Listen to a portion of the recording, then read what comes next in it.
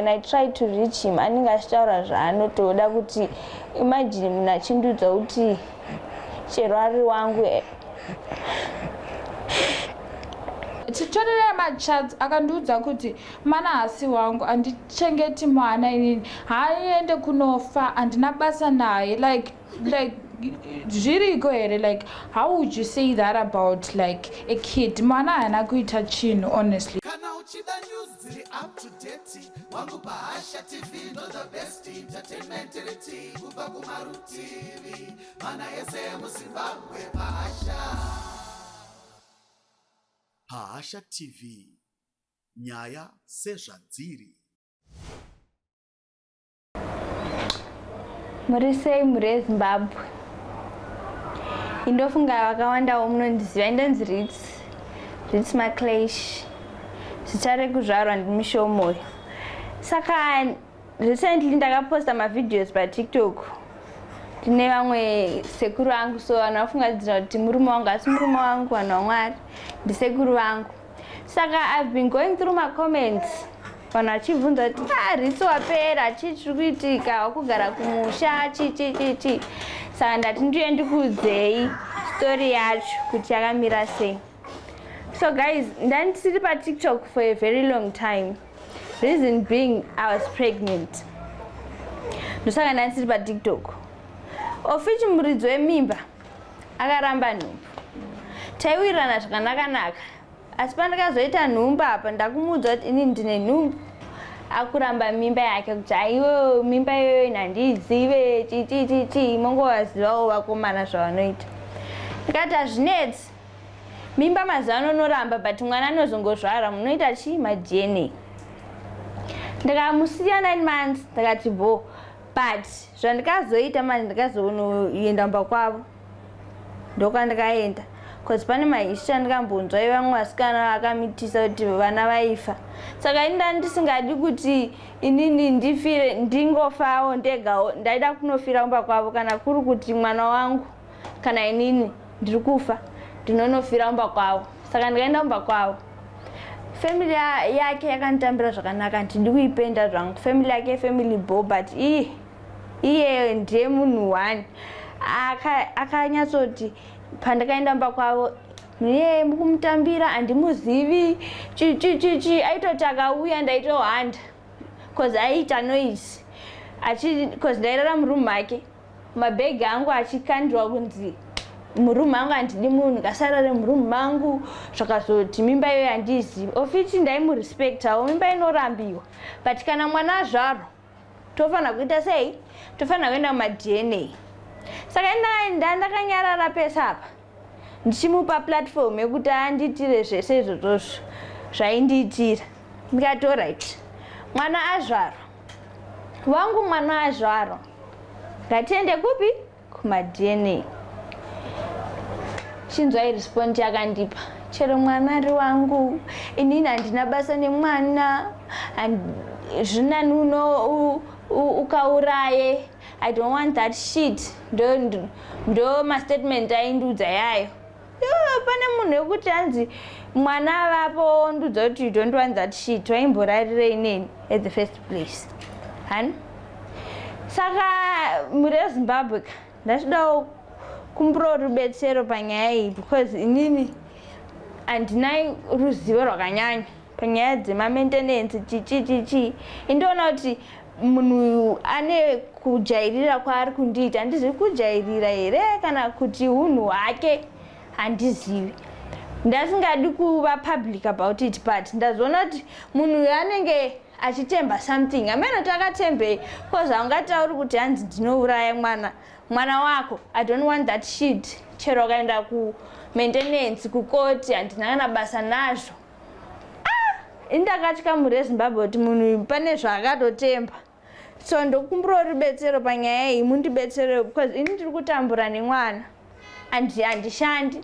Ndinoshanda sei ndine mwana mudiki dei hanzi ndine mari yekuti ndibhadharawo maid ndigone kuendawo kubasa handisi kushanda.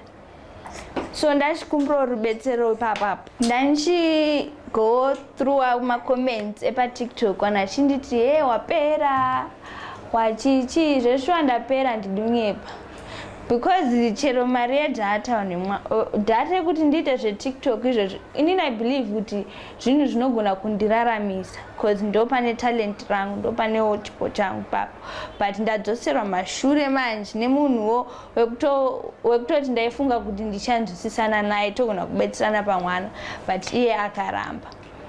Saka ndachikumbirawo kuti I'm calling for help and ndinyepa ndiri kuda help. Apa ndakutomboisa pride paside, ndakungokumbirawo vanhu kuti vandibetserewo. Iziti handizivi nebasa chairo, ndikuda basa rekuti ndigone kuchengeta mwana wangu because inini baba vemwana uyu vanenge vachindisendera matsaretse ekuti ndiuraye mwana. He has nothing to do with the kid. Ambofi akambomusapota.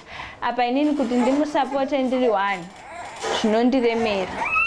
And munhu ari kuratidza kuti pane zvaakatotemba because anototi chero kukoti handi tinonosangana kukoti. Saka ndinomboonawo mamwe masocialite sana seweekneo munobetserawo vamwe vanhu. Inini mogona hangu kusandipawo mota zvenyu, but mogona hangu kundibetserawo chero pamalawyer apa. Tiendewo kumaintenance ndionewo kubetserekana pamwana uyu. Munhu ngachengete mwana wake, anofanira kuchengeta mwana wake. Noti kundiudza kuti hanzi mwana hasi wangu, chero ari wangu ende anomurasa. Hapana zvinhu zvakadaro. Saka ndachikumbirawo help pana Mwari. Zvinondirwadza because when I go through the comments ningochinzi apera akumusha, for sure ndakumusha sure because handina kwekuenda. Ndiri kutogara mumusha because I can't afford life yemutown. And chinondirwadza ndechekuti munhu wacho akandipedza. When I try to reach him anenge achitaura zvaanotoda kuti imagine munhu achindiudza kuti chero ari wangu.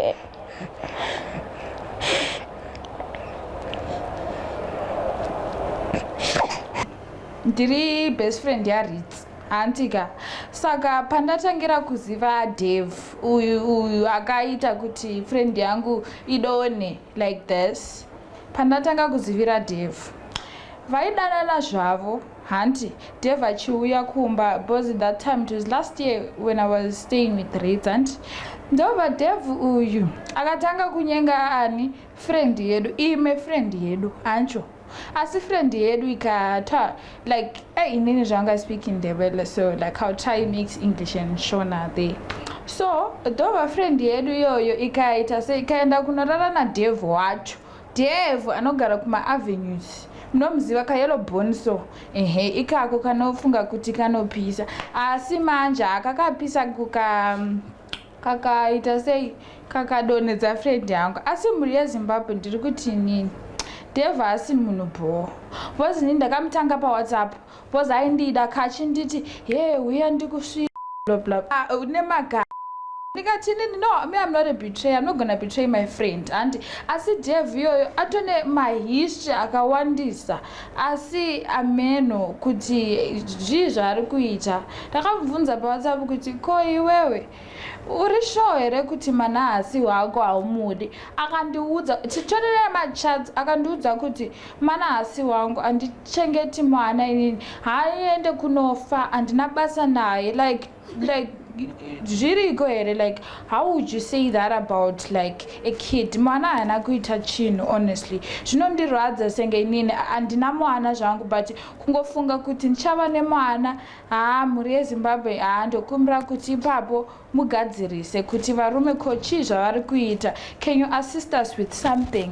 Can you assist us with something? Because like hapana munhu anongoti chero mana ari wangu ngaurayiwe. Haana kuita chinhu, mana mudiki ka, haana kuita chinhu. Saka muri yeZimbabwe ndikutoexposa urere mana anonzi Dave anogara pamaavenues kayellow board. Ukanzwa munhu achiti anonzi Dave anogara pamaavenues, tiza mwanasikana, tiza neupenyu because haana kuita bho munhu wacho. Chandinondibhowa ndechekuti anokuti angaurayi. Nezuro Dave wacho akandimeseja zvake akati uripi? Ndikati ndiriko kuBrayside.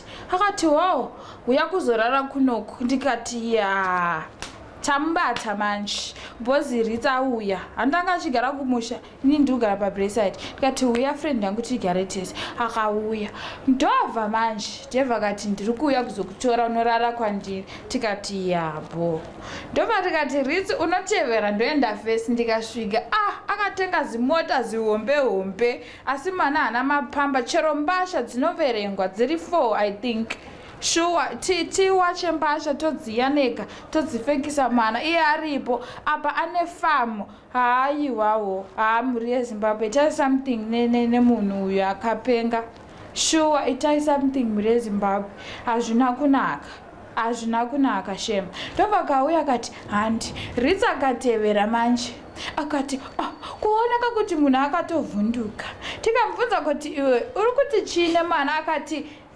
Tony, I'm a man of his words.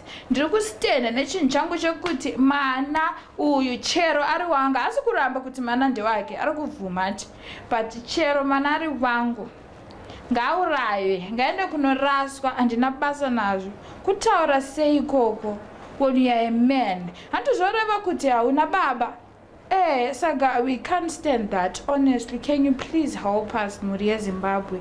Nechunhu ichi chinonzi de mutize vasikana nenge watoita wechiteni baba